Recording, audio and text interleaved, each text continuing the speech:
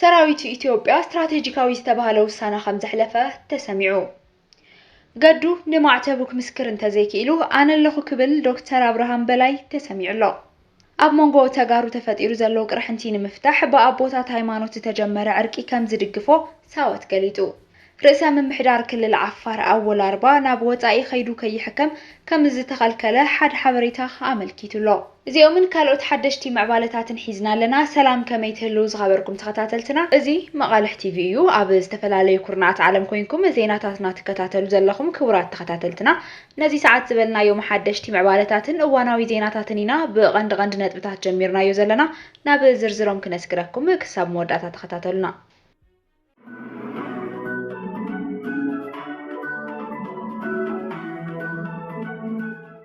ሰራዊት ኢትዮጵያ ስትራቴጂካዊ ዝተባሃለ ውሳነ ከም ዘሕለፈ ተሰሚዑሎ ሓይልታት ምክልኻል ኢትዮጵያ ናብ ኩሎም ዓለም ለኻውያን ዶባት ተሃገር ከም በሓድሽ ከዋፍር ከም ዝወሰነ እዩ ተገሊጹ ፍልፍላት ዜና ሓይል ምክልኻል ኢትዮጵያ ከም ዘረጋገጽዎ ሰራዊት ምክልኻል ኢትዮጵያ ሉዓላውነትን ግዝኣታዊ ሓድነትን ተሃገር ንምውሓስ ዝብል ፍሉይ ልኡኽ ኣቐሚጡ ሰራዊት ናብ ኩለን ዶባት ኢትዮጵያ ክዋፈር ተወሲኑሎ እዚ ድማ ካብ ደጋውያን ሓይልታት ንክመጽእ ስጋኣት ሉዓላውነትን ምክልኻልን ግዝኣታዊ ሓድነት ኢትዮጵያ ንምውሓስን ዝዓለመ ምዃኑ እዩ እቶም ነዚ ሓበሬታ ዘካፈሉ ወገናት ገሊጾም ዘለው እቲ ስትራቴጂካዊ ውሳነ ስዒቡ ድማ ሰራዊት ምክልኻል ኢትዮጵያ ናብ ኩለን ዓለም ለኻውያን ዶባት ሰፊሕ ምውፋር ይገብር ከም ዘሎ እቲ ዝተረኸበ ሓበሬታ ኣመልኪቱሎ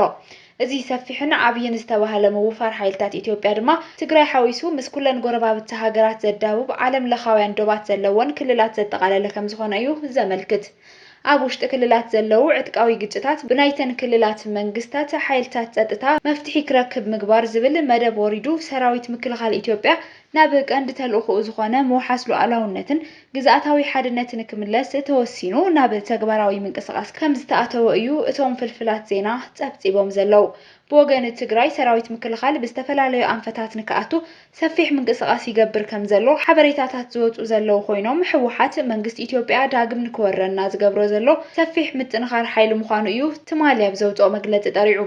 ኣብዚ ሰፊሕን ሓድሽን ምንቅስቓስ ሰራዊት ምክልኻል ኢትዮጵያ ድሂቡ ካብ ወገን መንግስቲ ኢትዮጵያ ወግዓዊ መብርሂ ኣይተዋሃበን ዘሎ ገዱ ንማዕተቡክ ምስክር ተዘይኪሉ ኣነለኹ ክብል ዶክተር አብርሃም በላይ ተሰሚዑሎ ዶክተር አብርሃም በላይ ኣብ 2013 ዓመተ ምህረት ሰራዊት ኤርትራ ሚሳኤል ስለዝተተኮሰሉ ተገዲዱ ናብ ትግራይ ኣትዩ ብምባል ምምስካሩ ዝዝከር እዩ ሓቅን ወጋሕታንን ንሓደረይ ጸሪ ብምባል ኣብ ማሕበራዊ ሚድያ መልእኽቱ ዘሕለፈ ላዕለዋይ ኣመራርሓ ስርዓት ብልጽግና ዶክተር አብርሃም በላይ 24 ጥቅምቲ 2013 ዓመተ ምህረት ህወሓት ብዘበገሰ ኩናት ዝተጀመረ ሕጊ ናይ ምኽባር ወፍሪ ስዒቡ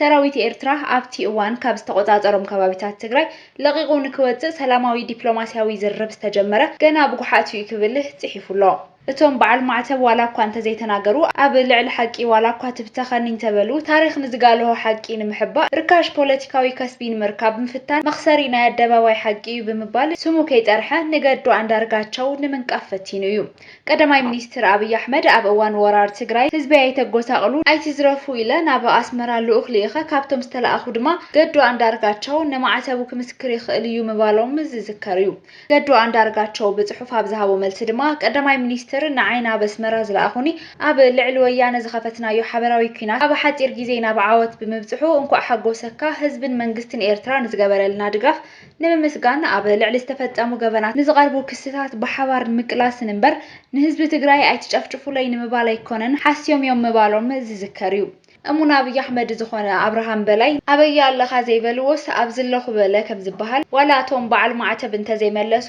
ንሕና ኮለና ዝዓይነቱ መልሲ ሂቦም ዘለው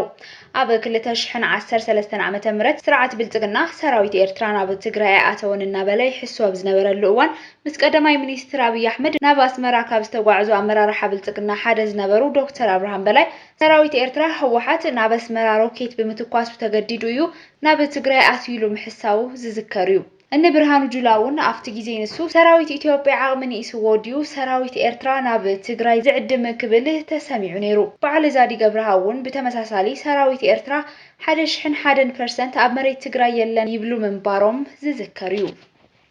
ኣብ መንጎ ተጋሩ ተፈጢሩ ዘሎ ቅርሕንቲ ንምፍታሕ በኣቦታት ሃይማኖት ተጀመረ ዕርቂ ከም ዝድግፎ ውድብ ሳልሳይ ወያነ ትግራይ ገሊጹ እትውድብ አውዘውጽኦ መግለጺ ኣብ መንጎ ደቂ ብሔረ ትግራይ ይቀላቀል ዘሎ ናይ ዕርቂ ዘተን ሰላምን ተበግሶታት ክጠናኸሩ ዝድግፍ ኮይኑ ንሕማም ትግራይ ዘላቂ ፈውሲ ኣብ ምምጻእ እውን ኣበርክትኡ ልዑል ስለ ዝኾነ ነዚ ዓብይ ተበግሶ ዝወስዱ ኣካላት ዘይሻራውያን ክኾኑ ይግባእ ኢሉ ትግራይ ብሰንኪ ንባዕሉ ተገማሚዑ ብሔር ሒዙ ክጸድፍ ዝተግህ ናይ ስልጣን ሓይሊ ጓኖት ዝዕንድሩላ ዘኽታም ካብ ትኸውን ጸኒሓ እያ ዝበለ ሳወት ህላወ ትግራይ ብምጽናዕ ደረኽቲ ጠለባት ትግራይ ክምለሱን ክረጋገጹን ዝዓምም መንግስቲ ዝበሃል ብሔራውን ህዝባውን ትካል ከም ዘይብላ ሞጊቱ ብምዃኑ እውን ዘለናሉ ኩነት ጥፍኣትን ሓዋሩ ክፍታሕ ጠለባት ትግራይ ክኽበሩ ይኹን ዛጊድ ህይወት ደቂ ብሔረ ትግራይ ምብላዕ ዝጀመረ ኩናት ሕድሕድ ጠጠው ንክብል ትግራይና ሓቋፋይ ቅቡልን ብብሔራዊ ሓልዮትን ተገዳስነትን ዝተመልአ ብሔራዊ መንግስቲ ትጠልብ ኢሉ ንህላውን ውሕስነትን ብሔረ ትግራይ ወሳኒ ዝኾነ ትካል ማለት እውን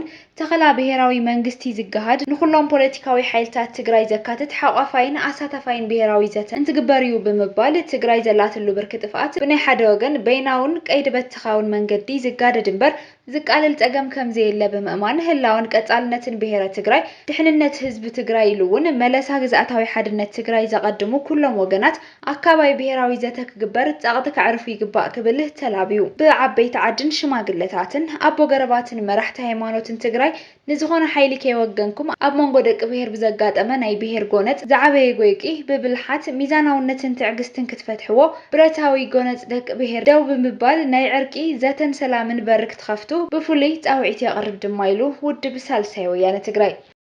رئيس ممحدار كل العفار أول أربعة نابوت أي خيدو كي يحكم كم استقل كلا حد حبريتا ملكيتو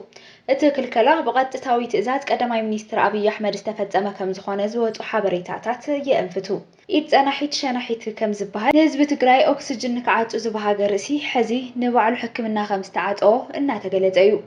ፖለቲካዊ ዓላማን ጉዕዞ ቁልቁለትን ሎሚ ብዝገርም ኩነታት ኣብ ርእሰ ምምሕዳር ክልል ዓፋር ከም ዝተራእየውን እናተገለጸ ይርከብ ኢትዮ ፎረም ከም ዝጸብጸቦ ርእሰ ምምሕዳር ክልል ዓፋር ኣይተ ኣወል ኣርባ ንወጻኢ ሃገር ብምኻድ ዝሐሸ ሕክምና ንምርካብ ዝገበርዎ ፈተነ ብቐጥታዊ ትእዛዝ ቀዳማይ ሚኒስትር አብይ አሕመድ ከም ዝፈሸለ ብሰበር ዜና ኣቃሊሕሎ ባልጆም ጠርኒፎም ተስፋ ሰኒቆም ናብ ዓለም ለኸ መዕርፎ ነፈርቲ ቦሌ ከም ዘምርሑ ዝተገለጸሎም እቶም ርእሰ ምምሕዳር بحلقهم أي كائن تباهلهم كبأير من قد تمليسهم تباهلوا له إذا حبريتا قدم 4 عامات استفاد رفت عمن كتذكر زجدد تخون عبا كل تشحن 14 عامات مهرت نسبة تقراي بتميتن حجرة عفاوس نمتصنعتها بستخايد الوفري أي تأول 4 نحلقوا أبي أحمد نمحقوس نايتم كحتك على تدعيمهم نيرم مسمر سمرة على مقالة نسبة تقراي كم أكسجين أقداسيو إذا أكسجين دما أب إيدنا يزلو نتو أكسجين عقيتنا هزب تقراي حانت بان كي يركب مقبارنا كن كتسألهلو إنا مبالوم زيزكاريو زخبركم بتخطاتلتي زيناتاتنا نزي ساعات زبلنا يوم حدشتي معوالتاتن واناوي زيناتاتن أبزازازينا لنا نمكتتالكم نمسجن سلام